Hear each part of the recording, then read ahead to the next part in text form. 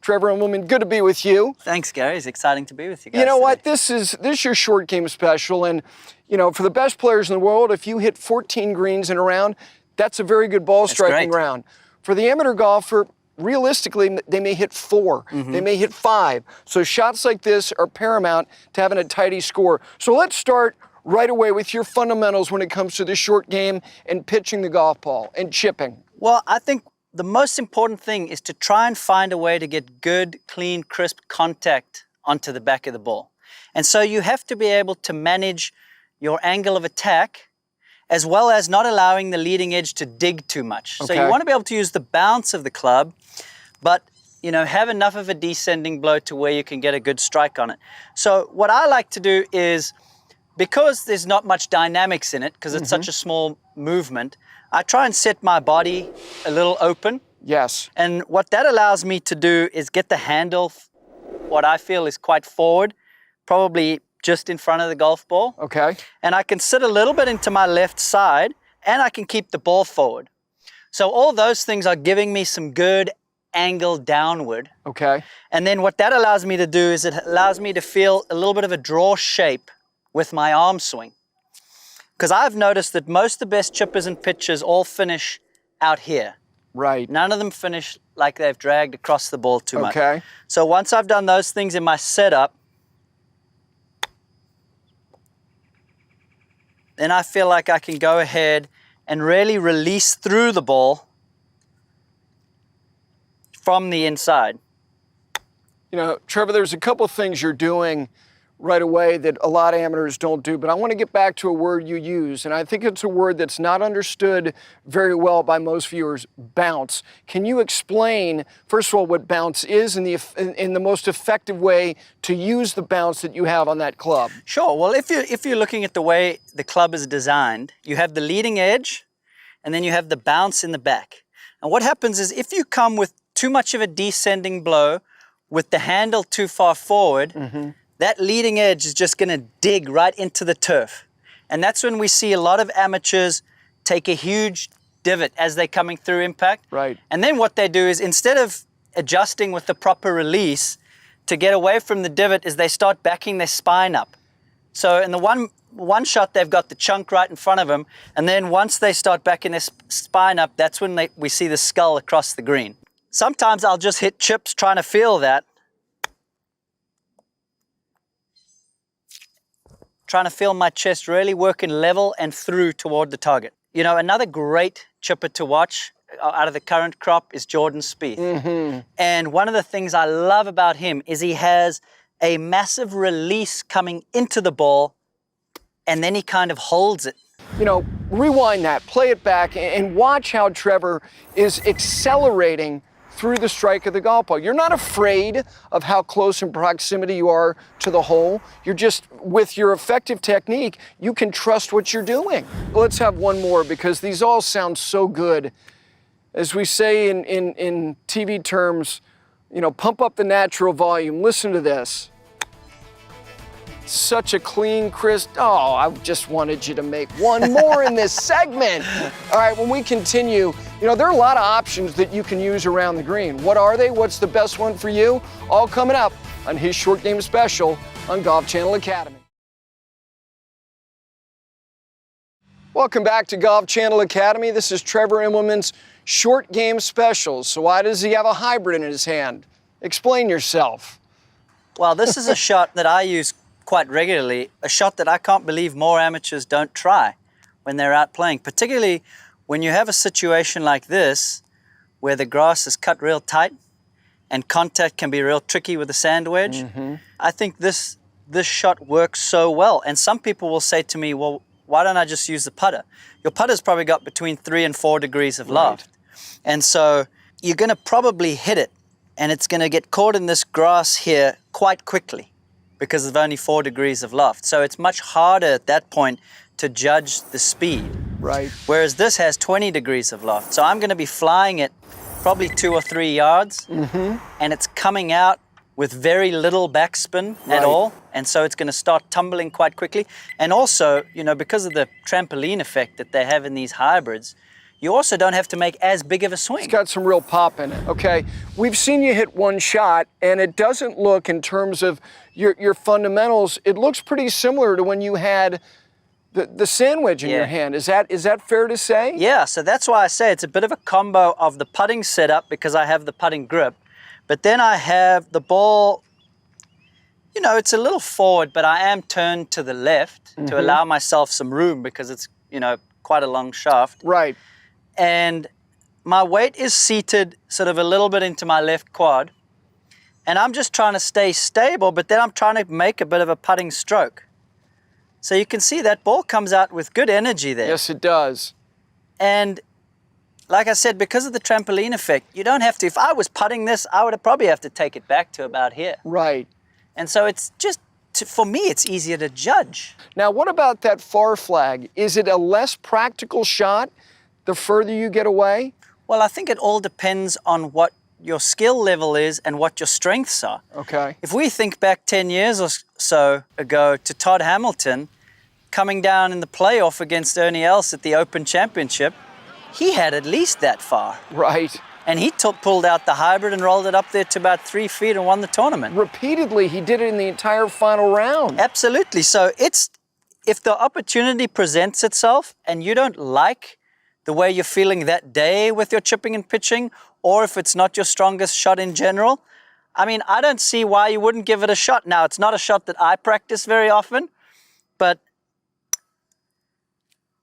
you know, you're probably going to be able to get it inside of 10 feet or so. And if you don't think you can chip it closer than that, why wouldn't you do it? At the end of the day, it's all about making the lowest score possible. Yeah. You know, you've got that club in your hand. There's also, you know, if you pulled 7-iron, if you pulled 8-iron, that's not a bad choice, is it not? No, I don't think it is. But what I find is when I go to the 6, 7, 8, or 9-iron even, the ball's coming out with a bit more spin. So as it lands on that first and second bounce, I find it to be a little harder for me to judge how it's going to react. A lot of times it'll just pop up. Okay. And it won't be coming out with the same momentum. Whereas when you see this ball on the first bounce, you know, it just keeps tumbling through. Yes. I don't have to worry about it checking up on me and just trickling onto the front edge of the green and leaving me a long putt for par. So that's why I feel like this is more consistent and easier to judge. Okay. Last thing, because it is your putting posture. Yeah. And basically you're holding the club like a putter. Is the grip pressure the same as if you had a putter in your hand, whether it be on the surface or not? I feel like it is. And I think when you look at my technique, the wrists are soft. Right. I'm not all rigid with it. I'm probably less rigid with this shot than what I am when I putt. So the wrists feel soft. There's a little bit of play there. There's a little bit of play in the wrists, but I'm just trying to keep it flowing nice and smooth. Okay. And because you've set up with your weight on your lead side, you know, it doesn't ever move from there. So you're just really stroking it through. It's a very, very handy shot, and I suggest trying it. It really is. Now, he didn't hole out anything in that segment, which means he owes us a couple in the next segment. It's his short game special, and we continue on Golf Channel Academy after this.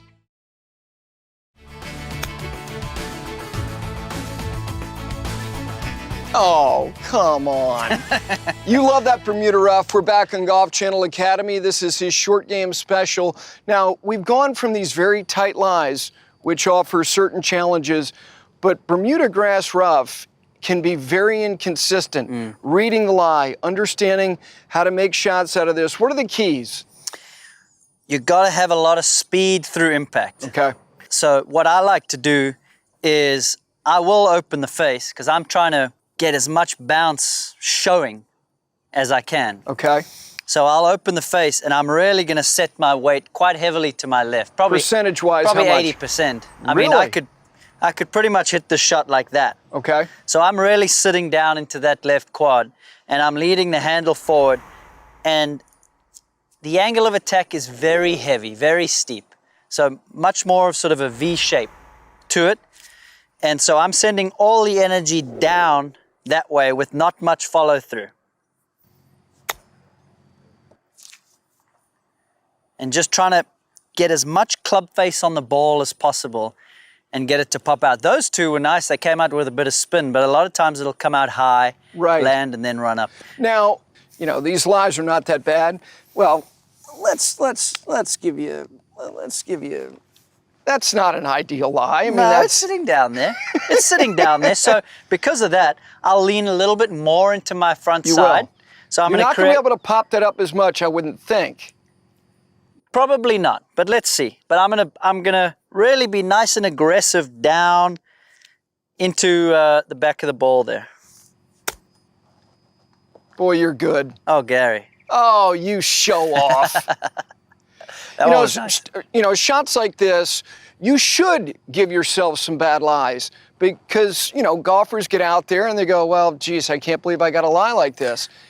You should do this. Absolutely, in practice. You know, I've been playing the game for 30 years now, and it's always fascinated me that I've spent the majority of my time practicing from a level lie with a perfect lie. Yeah. And then I go out into the golf course, and only maybe, you know, a few times a day am I hitting a shot that I've been practicing. All the other times I'm a little downhill, ball above my feet, Yeah. maybe crawled into the rough or up against the collar in the first cut. And so from a playing and scoring standpoint, you'd be well served to really try a few different things and at least have some type of strategy for some funky little shots when you get out on the golf course. Are there players that you've tried to emulate? Are there players through time that you've looked at and said, my gosh, they chipped the ball brilliantly from bad lies? The two guys that I watched the most when I joined the PGA Tour with chipping and pitching, two of the players that were older than me, shall I say, to be to try and be kind. When we continue here on Golf Channel Academy, he's going to get into an area where for most amateurs, you are most intimidated. For him, he might be most comfortable. That's coming up next. We welcome you back to Golf Channel Academy. This is Trevor Immelman's Short Game Special. It's a simple question. Why is that shot so easy for you and so hard for the average golfer? We could fix it with a few setup changes. Really? I believe. Okay. What I see when I watch the best players versus amateur golfers is the first thing I notice is amateur golfers come in with the club face too square, their stance a little too square, and then they make a swing that is way too short. So what happens is they've got all those things going on, they make a short swing, and the ball doesn't come out far enough. So what they do on the next one is they actually de-loft it a little bit more, and then what they do is they tilt back, and then they scull it. You've seen a lot of these shots because you just pulled them off expertly. So what you got to try and do is don't be afraid to open the face up a little bit. You can dig yourself in, get your weight to the left, and really try and practice making as big of a swing as possible. And what that's going to allow you to do is it's going to allow you to throw that head. Remember, you're not trying to hit the ball. You're trying to hit an inch or two behind the ball. You're trying to hit sand first. Right. And so because you got the bigger swing, it's going to give you a bit more time to release it, and then you can hit through it. To me, you can always hear a good bunker shot. And what it is you're hearing the back of the flange really spank or hit the sand hard. It's like a deep thud. Yes. And so that's also happening because the players aren't afraid to take a big swing and put a lot of energy down into that sand. I was going to ask you about Gary Player. Did you spend time talking to him about bunker play when you were a young player or in the time that you spent with him, which has been plentiful? Yeah, absolutely. He was always trying to create maximum club head speed through the ball. Okay.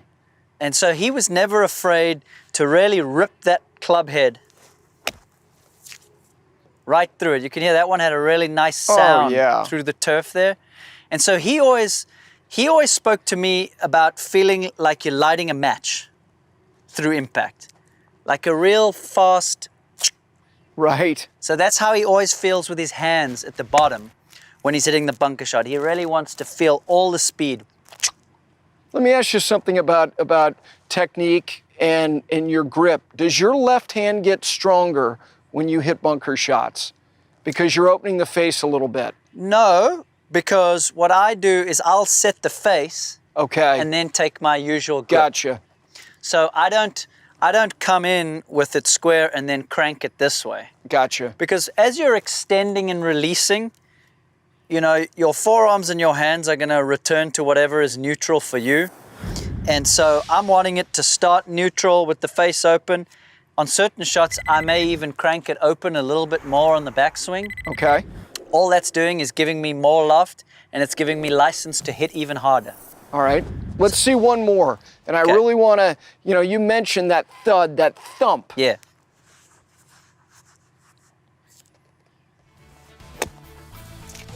There's another one. Well, if I step down here, catch me if I fall. It's been a pleasure.